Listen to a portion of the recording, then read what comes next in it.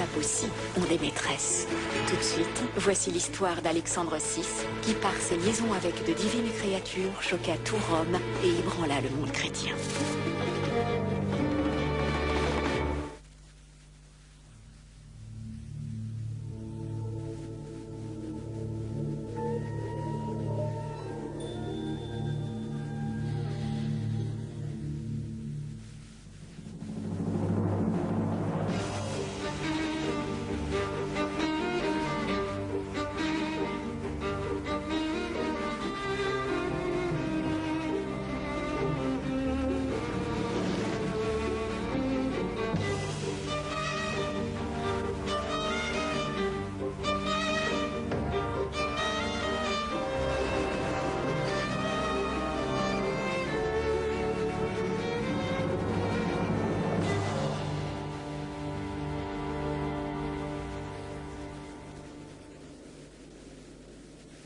Saint-Pierre de Rome est l'un des grands lieux saints de l'Église catholique. Seul le pape et quelques cardinaux ont le droit de célébrer la messe pour les fidèles au cœur de la basilique. Cette statue se trouve près de l'autel central, dans une chapelle interdite aux visiteurs. Les secrets du Vatican se drapent de silence. Cette femme, dont le visage est gravé dans la pierre pour l'éternité, a partagé le lit d'un pape. J'avais 15 ans quand on m'a permis d'aller à Rome pour la première fois. Je n'avais encore jamais quitté le château de ma famille à Capodimonte.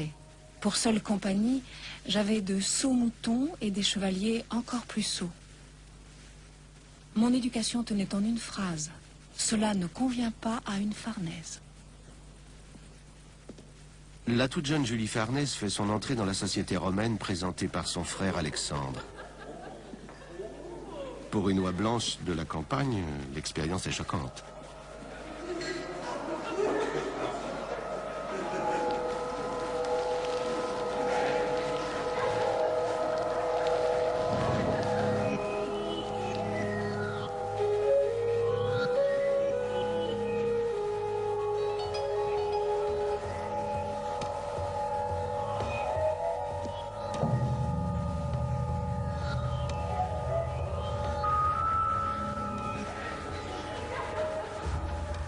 Mes premiers pas dans le grand monde m'ont justement conduite à un festin chez un noble dont la célèbre débauche faisait tant jaser. Julie, arrête tout de suite de regarder par là. C'est Vanozza, la maîtresse du cardinal, avec les 2 enfants qu'elle a eus de lui. Le cardinal ne semble guère s'en cacher. Tout le monde le sait. Personne ne le montre.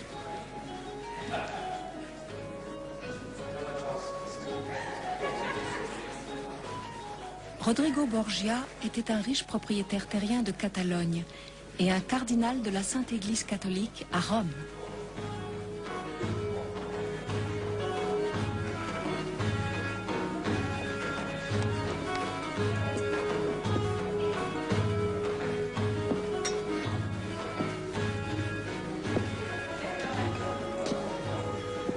Bienvenue.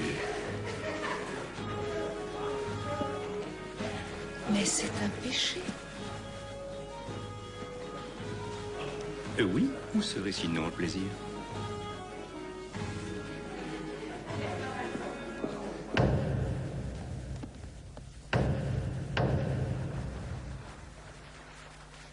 Le château isolé de Capodimonte, au nord de Rome, est la résidence de la famille de Julie et d'Alexandre.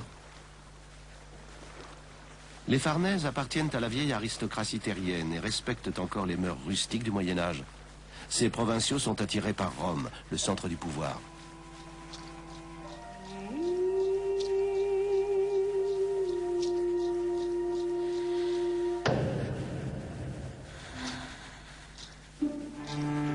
Pour sa famille, la belle Julie est purement et simplement une monnaie d'échange que l'on peut utiliser contre un autre bien précieux. L'histoire de la jeune fille, qui est intimement liée à l'ascension des Farnèses, est figée dans cette mystérieuse statue. Une histoire qui aurait dû être oubliée à tout jamais. Elle commence lors d'une fête dépravée chez le cardinal Rodrigo Borgia. Ce que Julie ne sait pas, c'est qu'au milieu de toute cette luxure, son propre mariage a été arrangé.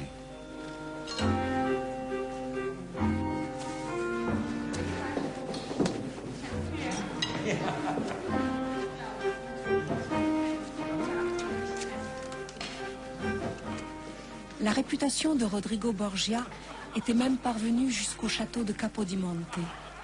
On le disait l'homme le plus riche de Rome, plus puissant encore que le pape.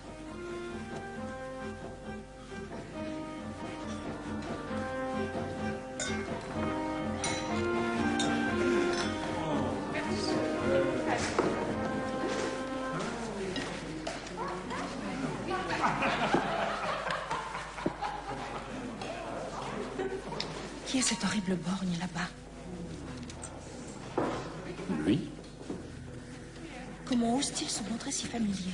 Sérieusement, voulez-vous dire que vous ne connaissez pas votre futur époux, belle Julie?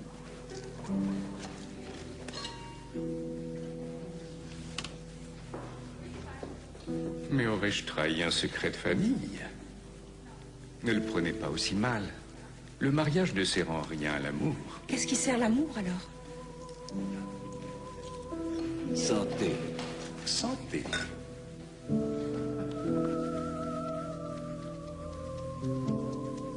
Il existait une dénomination célèbre, Roma Caput Mundi, qui veut dire Rome, capitale du monde.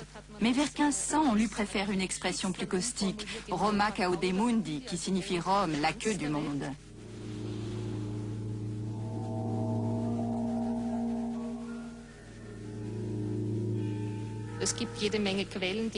De nombreuses sources rapportent qu'au XVe siècle, le concubinage chez les hommes d'église était très courant. Ils n'étaient pas mariés, mais ils vivaient presque maritalement. Selon d'autres sources, même dans les bâtiments du Vatican, des ecclésiastiques habitaient avec leurs concubines, ce qui a tout naturellement suscité de très vives critiques. Les détenteurs du pouvoir au Vatican décident alors de transférer leur résidence au château Saint-Ange. Protégés par les hauts murs de cette forteresse, les papes et les cardinaux mènent en secret une vie très séculière, malgré leurs hautes fonctions ecclésiastiques.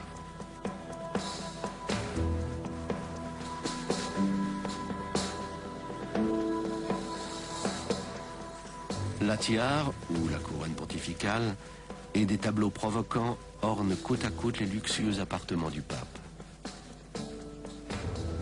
Aujourd'hui encore, ces représentations d'orgies et de belles femmes nues nous renvoient à la vie de débauche des papes.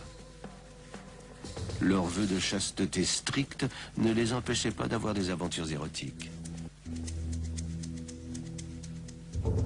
Ainsi étaient-ils en phase avec l'esprit de leur temps, l'une des époques les plus ambiguës de l'histoire de l'humanité, la Renaissance.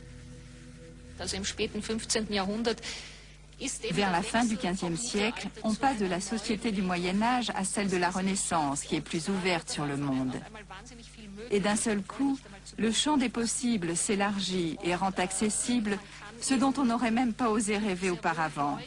Être très croyant sans pour autant observer dans sa vie quotidienne ce que la foi ordonnait en apparence ou en réalité.